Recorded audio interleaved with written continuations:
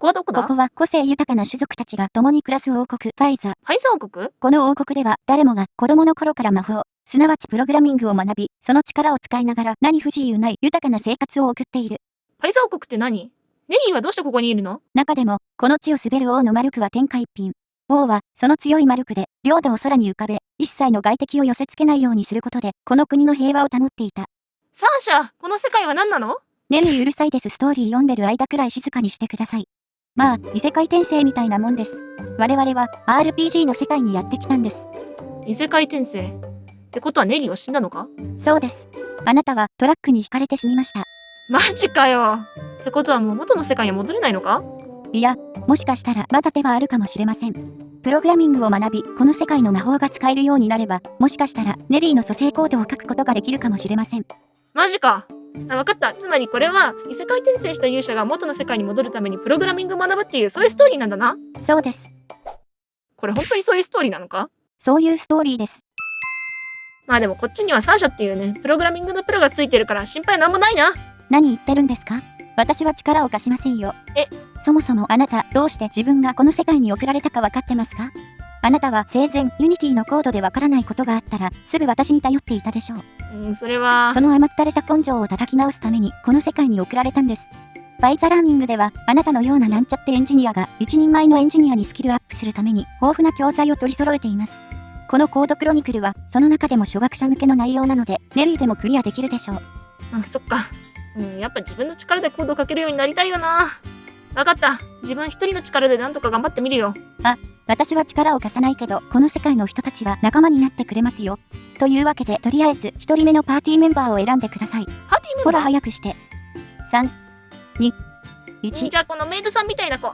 悪くないチョイスです。では次は、ガチャを引いて仲間をもっと増やしましょう。ガチャで仲間増やすの？はい、お待ちかねガチャタイム。おっと、イケメン来たー。日付変わったからログインボーナス。レア出ろ、レア出ろー。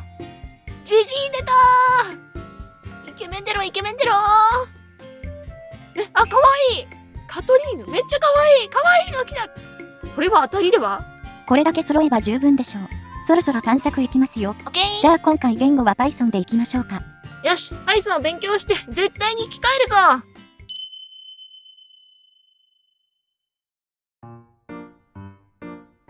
忘れたわ。書き方忘れた。プリントプリントだー。の中に文字列を入れればいいですよ。プリント、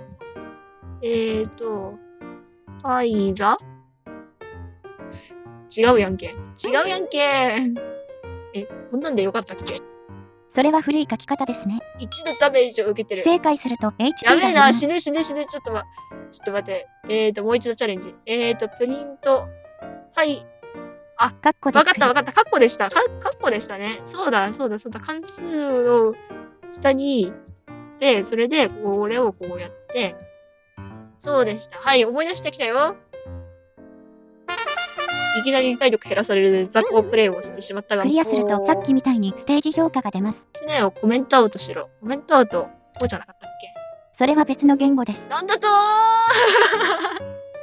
押してから気づく人。ちゃったか。じゃあなんだっけな。最初の行にあるじゃん。ほんまや。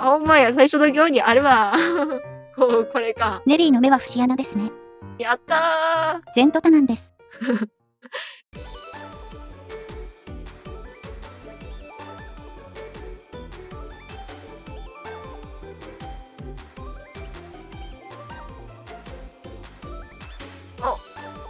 ストーリーが進みますよ。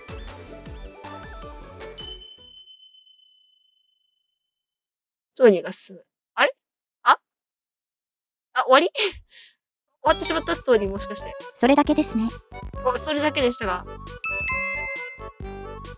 ストーリーを見る。ちょっと、ストーリーが一文なのちょっとじわるな。7文字。ふふふ。7文字なんだよな。 7文字はちょっと草。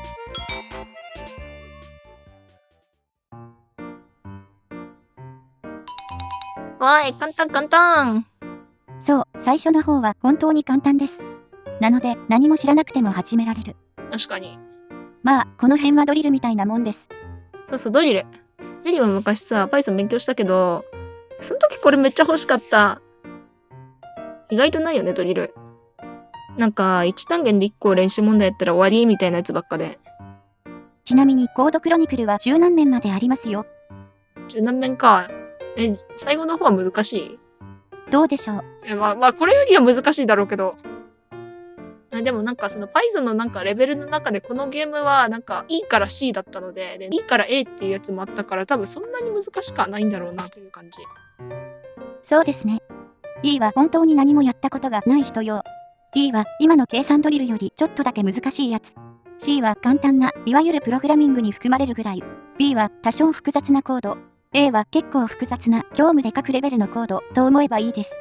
じゃあA くらいからアルゴリズムを含むようになる。じゃあ Unity で書いてるコードは A ぐらいある？あれはどうなんでしょうね。まあ B から A くらいでしょうね。全部自分で書くならね。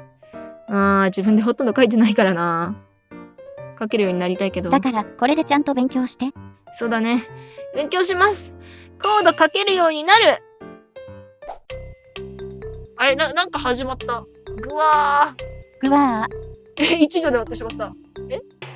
ふふ。何？私今何やったらぐわーってなったんだ。もう一回見ればいいじゃん。いや、私探索をこれを押してるんだもん。あれ、待って。なんだろう。この立ち向かう勇気かな。ぐわーって。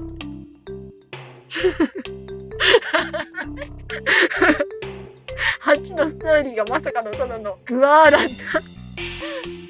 た。なんか、ただの断末魔。あれ、なんか長いストーリーあるじゃん。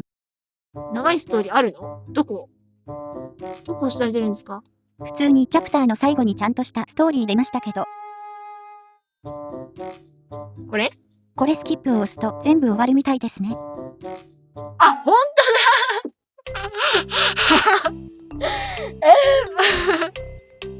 だまさかの、なんか1行しかないと思ってたらそういうことだったの？そういうことですね。普通に真ん中クリックすれば1個ずつ進む。そうだったんだ。1行しかないかと思ってたわ。ちゃんとしたストーリーあったんだ。はい、パイザさん、すいませんでした。本当にすいませんでした。ネリーの操作が雑なだけだった。なんかさっきから私そんなんばっかじゃん。そんなんばっかじゃん。そんなんばっかなんだよな。動画の構成考えなきゃ。動画の構成考えなきゃ。というわけで、今回はコードクロニクルをプレイしてみました。まあなんか途中でいろいろハプニングはあったけど、とても勉強になりました。私がストーリースキップしてることに気づかなかったら、危うくとんでもない動画を世に放出してしまうところでしたね。しかもチャプター10まで気づかないっていうね。ネリーの目は節穴です。でもね、ほんとこれ昔 Python 勉強した時にやってればよかったって思いましたね。やっぱちょっと習っただけだとプログラミングが全然身につかないっていうのはね、まあ最初にネリーが証明しちゃってんので、何度も繰り返し書いて覚えるのって、もうほんと大事なんですよね。でもネリーにはこれはちょっと簡単すぎて物足りなかったかもね。ネリーまだチャプター10までしかやってないでしょう。最後までやっても同じことが言えますかね？それはわかんない。まあコードクロニクルで物足りなかったらもっと手応えのあるゲームもありますからね。安心してください。全部無料で遊べますよ。プログラミング学習の際はコードクロニクルをよろしくお願いします。というかほぼ必須と言っていいと思う。さて、ダイヤが10連分溜まったから最後にガチャ引いて終わろっか。ウルトラレアが一人いるみたいだからね、この子引いて終わりたいね。さて、回しますよ。はい、SR。はい、SSR。はい、SR。また同じやつ出た。SR。はい、SR。はい、二人目。はい、二人目 SSR。はい、二人目 SR。はい、三人目 SR。そして、はい、マクシー、ありがとうございました。ウルトラレアは君の目で確かめてみよう。